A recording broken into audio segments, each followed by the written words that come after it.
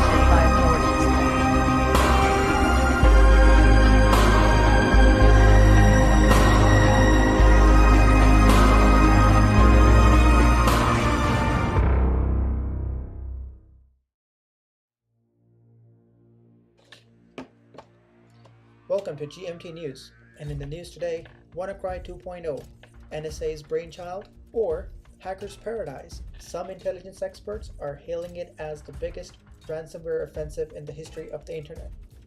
But we're going to uncover a lot of questions in this news today. However, first we'll begin by asking, why are the experts calling it the biggest cyberware attack in the history of the internet? So let's have a look at the chaos. In its wave, it affected 150 countries, 300,000 computers. Telefonica in Spain had the PC terminals locked.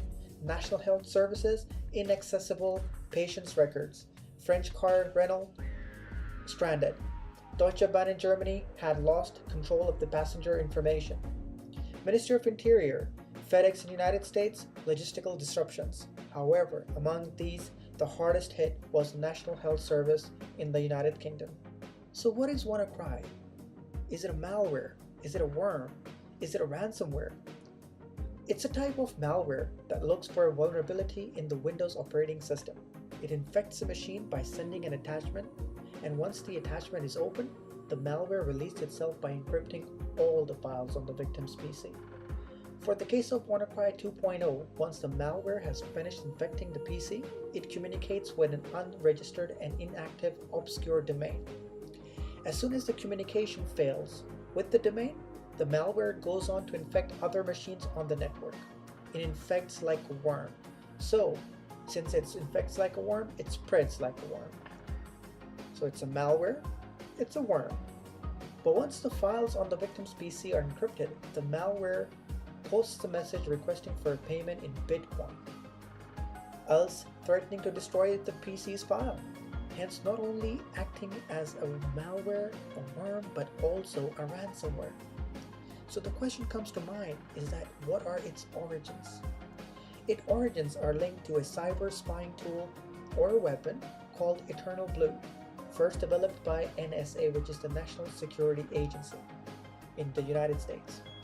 It was used to access the computers linked to malicious activities by exploiting loopholes in the Windows operating system.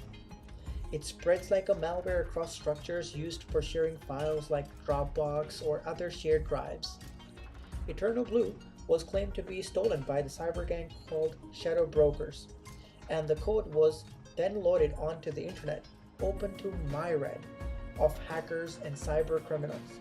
The code within the Eternal Blue was modified by unknown cyber criminals to program as a ransomware.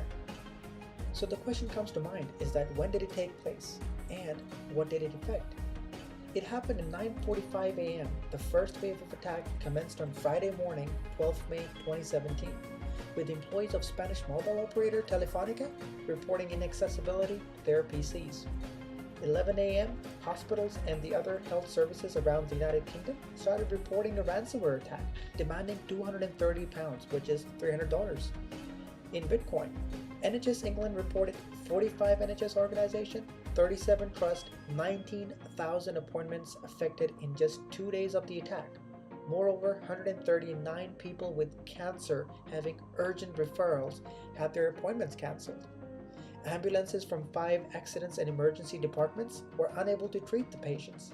Staff at the NHS locally resort to sharing information through personal mobile devices using encrypted services such as WhatsApp. What boggles the mind is that what weaknesses did NHS have that allowed this to happen?